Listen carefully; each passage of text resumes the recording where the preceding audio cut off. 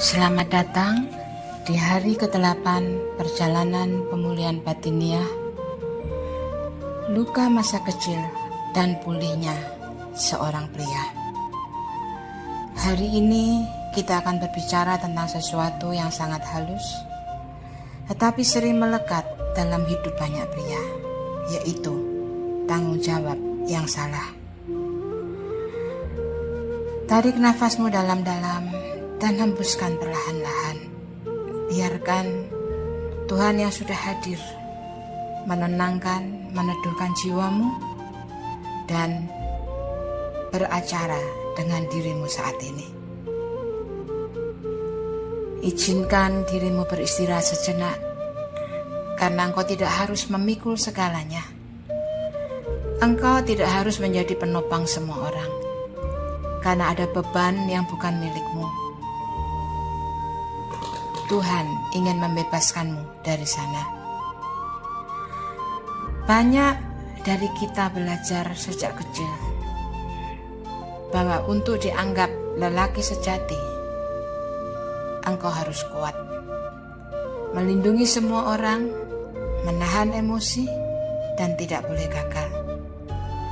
Mungkin sejak kecil engkau pernah mendengar kata-kata, kalau ayah gak ada, engkau yang harus jaga keluarga.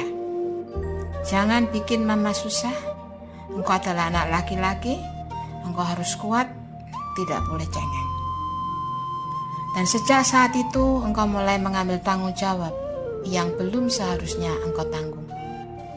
Engkau menjadi pria kecil di rumah, berusaha memperbaiki suasana, menjaga agar semua orang baik-baik saja, bahkan ketika engkau sendiri sedang hancur dan kesepian di dalam.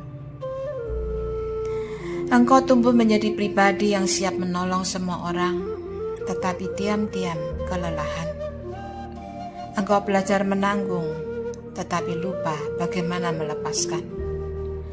Engkau kuat untuk semua orang, tetapi tidak pernah punya ruang untuk lemah di hadapan siapapun. Dan hari ini Tuhan ingin berbicara lembut kepadamu. Anakku, engkau tidak harus menjadi penyelamat dunia. Aku sudah mengutus satu penyelamat, dan itu bukan dirimu. Firman Tuhan di dalam Matius 11 ayat 28 berkata, marilah kepadaku semua yang letih lesu dan berbeban berat. Aku akan memberi kelegaan kepadamu. Perhatikan kata semua, termasuk engkau yang terbiasa menahan, menolong, dan memikul tanggung jawab yang bukan milikmu.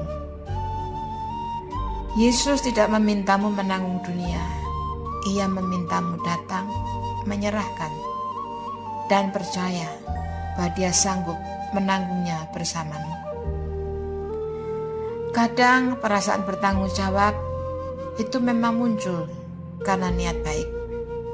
Engkau ingin menolong keluarga, menjaga orang-orang yang kau cintai.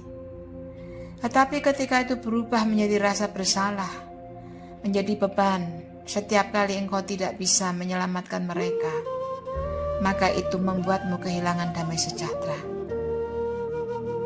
Sehingga bukan lagi tanggung jawab, tetapi belenggu dan beban.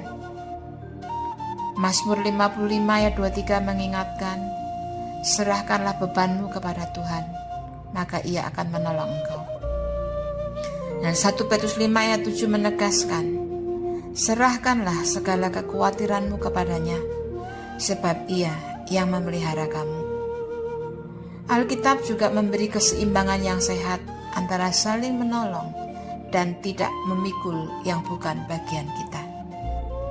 Galatia 6 ayat 2 berkata, bertolong-tolonganlah menanggung bebanmu. Ini berbicara tentang beban berat yang memang perlu dipikul bersama. Namun Galatia 6 ayat 5 berkata, sebab tiap-tiap orang akan memikul tanggungannya sendiri. Ini berbicara tentang porsi pribadi yang memang menjadi tanggung jawab kita masing-masing. Kebijaksanaan rohani adalah mengenali perbedaan antara keduanya. Kapan harus membantu, kapan harus menyerahkan, kapan perlu hadir, dan kapan perlu melepaskan. Bayangkan tangan Tuhan yang kuat tetapi lembut, memeluk dan menutup kedua bahumu. Ia berkata, "Cukup anakku, aku tahu engkau telah mencoba memperbaiki semuanya. Sekarang biarkan aku menjadi Tuhan dalam hidupmu. Bukan engkau yang harus menopang dunia, bukan engkau yang harus mengatur semuanya. Engkau adalah anak yang dikasihi, bukan mesin pemikul beban." Dan sekarang mari ambil buku jurnalmu, tuliskan dengan jujur, tanpa menyensor perasaanmu. Yang pertama, bertanyalah kepada dirimu sendiri, beban yang aku pikul, padahal bukan milikku, adalah. Yang kedua, harga yang harus aku bayar karena memikul hal itu adalah. Tulis perasaanmu, saudara. Tulis yang muncul di dalam hati pikiranmu. Dan ingat, terkadang pengakuan jujur seperti itu adalah langkah pertama menuju kebebasan. Dan sekarang, ulurkan kedua tanganmu di depan dada. Bayangkan semua beban itu berada di tanganmu. Semua hal yang selama ini engkau pikir tanggung jawabmu. Mungkin keluarga, pekerjaan, ekspektasi orang lain, bahkan rasa bersalah yang engkau simpan.